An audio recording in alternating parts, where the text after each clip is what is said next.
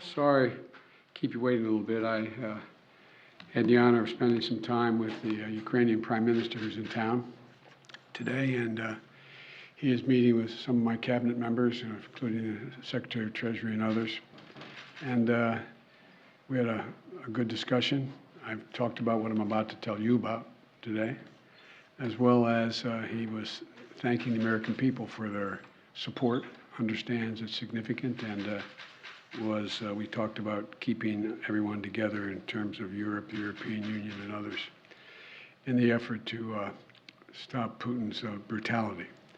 But before I head out to the West Coast, I want to quickly update the American people on the latest steps we're taking to support the people of Ukraine and to hold Putin accountable for his brutal and bloody war. Russian forces have retreated from Kyiv, leaving behind them a horrifying evidence, and you've seen it, you reported it, your folks. And by the way, I don't say this often, but I think we should give enormous credit to the folks with your agencies that are on the ground in Ukraine, in these spots, and they're really, I've spoken to several of them, we owe them. But uncovering these evidences of their atrocities and war crimes against Ukrainian people is so clear to the whole world now. Now they've launched and refocused their campaign to seize new territory in eastern Ukraine. And we're in a critical window now of time where they're going to set the stage for the next phase of this war. And the United States and our allies and partners are moving as fast as possible to continue to provide Ukraine the forces that they need, the weapons they need, the equipment they need, their forces need to defend their nation. Last week, I signed an $800 million package of security assistance to Ukraine that included new capabilities like artillery systems and armored personnel carriers, equipment that is responsive to Ukraine's needs and tailored to support the intensified fighting in the Donbas region, which is a different war than in other places because both topographically it's different. It's flat, it's not in the mountains, and it requires different kinds of weapons to be more effective. Today, I'm announcing another $800 million to further augment Ukraine's ability to fight in the east, in the Donbas region. This package includes heavy artillery weapons, dozens of howitzers, and 144,000 rounds of ammunition to go with those howitzers. It also includes more tactical drones. In the past 2 months, we've moved weapons and equipment to Ukraine at record speed. We've sent thousands of anti-armor and anti-missile helicopters, drones, grenade launchers, machine guns, rifles, radar systems. More than 50 million rounds of ammunition had already been sent. The United States alone has provided 10 anti-armor systems for every 1 Russian tank that's in Ukraine, a 10-to-1 ratio. We're sharing and will continue to share significant timely intelligence with Ukraine to help defend them against Russian aggression.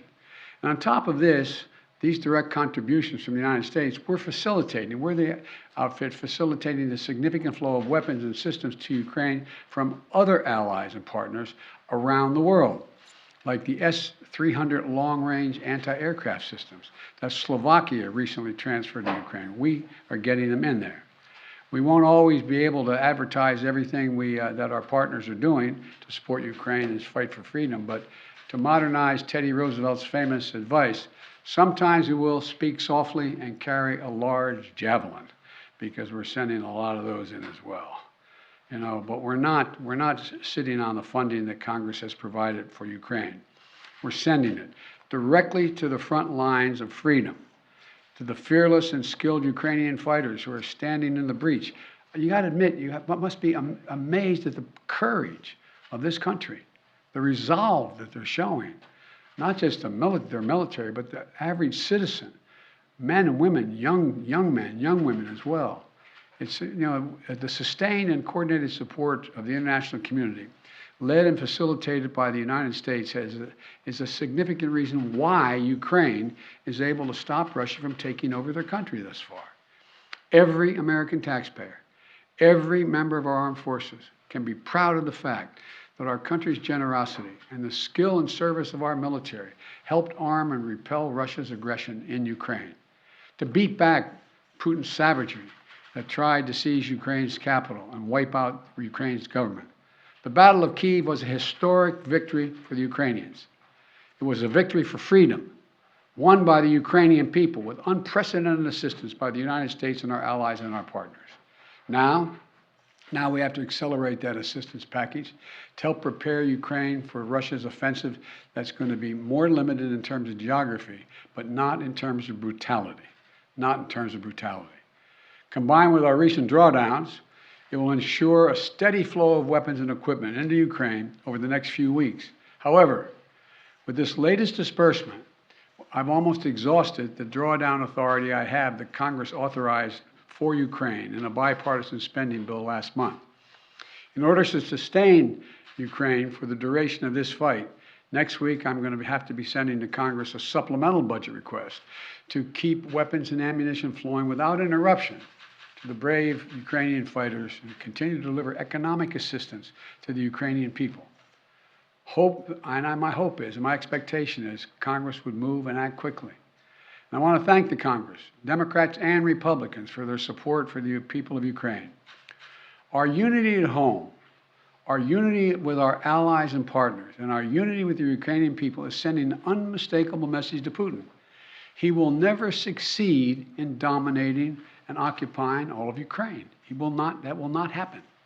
In addition to bolstering Ukraine's resistance on the battlefield, we're also demonstrating our support for the people of Ukraine. Today, the United States is announcing that we intend to provide an additional $500 million in direct economic assistance to the Ukrainian government. This brings our total economic support for Ukraine to $1 billion in the past 2 months. This is money the government can help use to stabilize their economy, to support communities that have been devastated by the Russian onslaught, and pay the brave workers that continue to provide essential services to the people of Ukraine. You know, these past weeks have seen a terrible human cost of Putin's ambition for conquest and control. Approximately two-thirds of all Ukrainian children have been displaced from their home. More than 5 million Ukrainians have fled their country. It's an absolute outrage. The idea this is happening, approaching the second quarter of the 21st century, is just, Last month when I was in Europe, I announced that the United States would welcome 100,000 Ukrainians so that we share in the responsibility of supporting Ukrainians fleeing Putin's war machine. We've already welcomed tens of thousands of Ukrainians to the United States, and today I'm announcing a program, Unite for Ukraine, a new program to enable Ukrainians seeking refuge to come directly from Europe to the United States.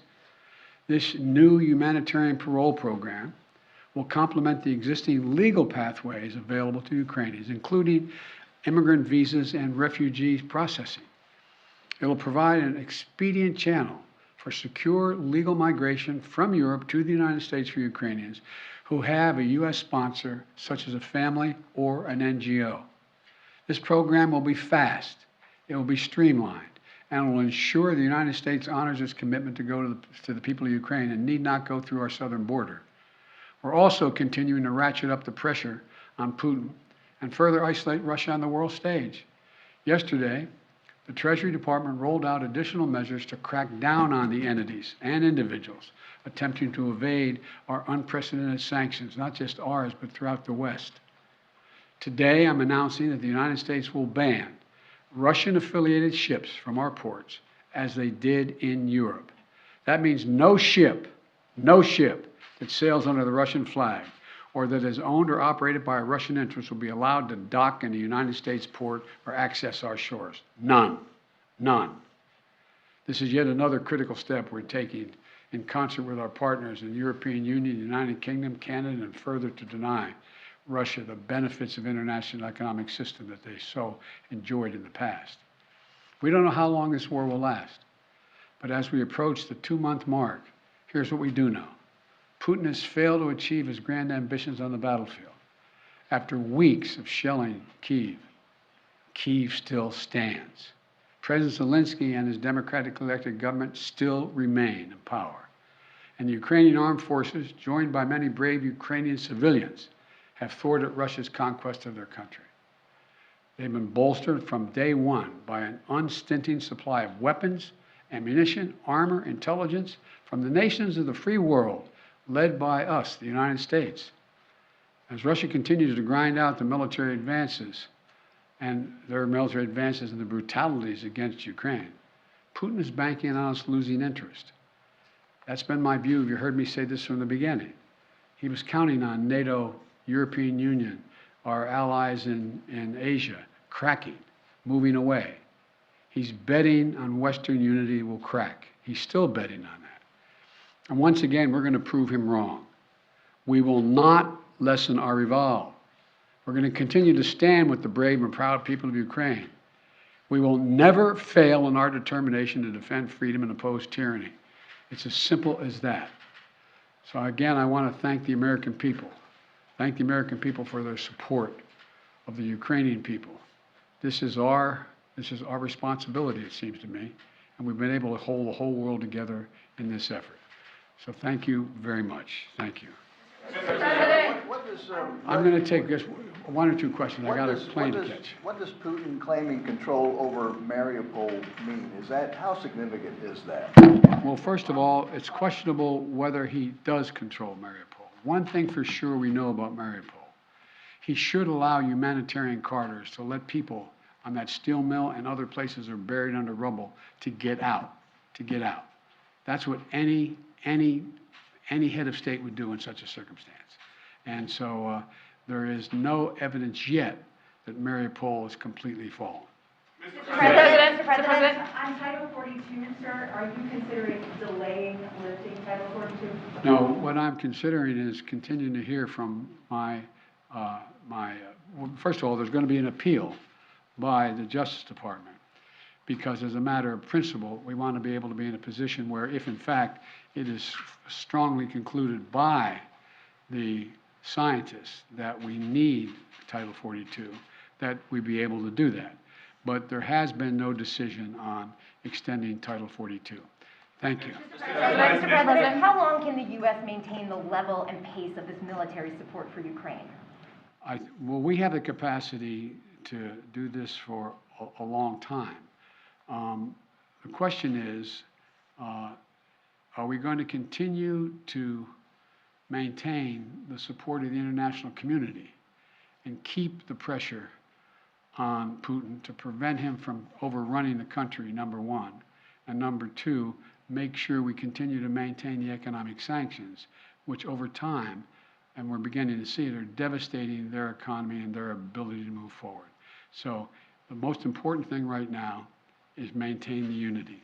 So far, so good. Thank you very much. How much money are you going to ask for in the supplemental?